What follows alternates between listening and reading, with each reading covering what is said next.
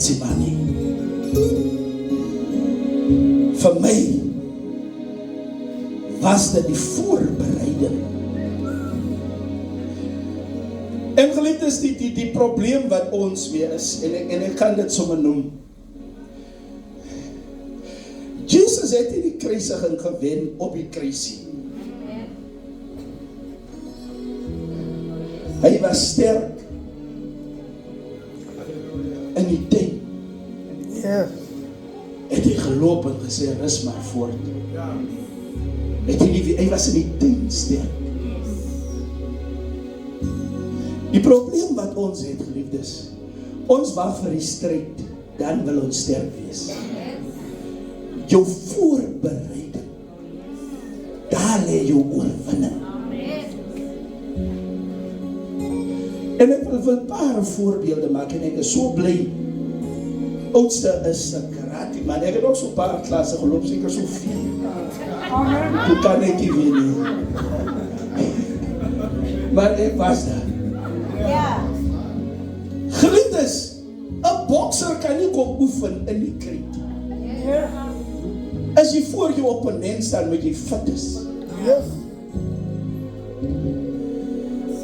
Jy kan nie nou kom push-ups maak. Jy wil gewoon een eastertje van, jy wil gewoon hier op voor het met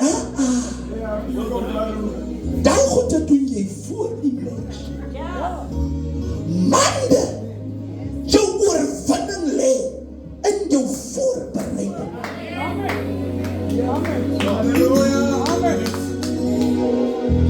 Jy kan nie van my vat en my op 'n sokkerveld. Ek kan ook wat se skills hê. Ek het daar nie geoefen nie.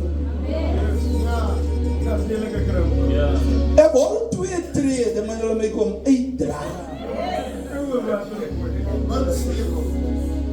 Geliefdes, stryd en probleme soek geoefende Christene.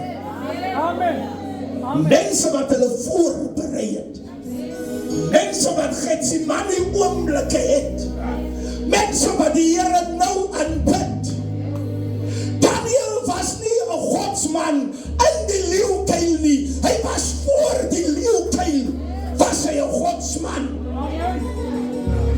Shadrach, Meshach en Abednego was voor die vuuroond. Het hulle die Here geken. Ons wag dat die spyker ingeslaan word. Nou wil ons skree. Neem die Here nou aan.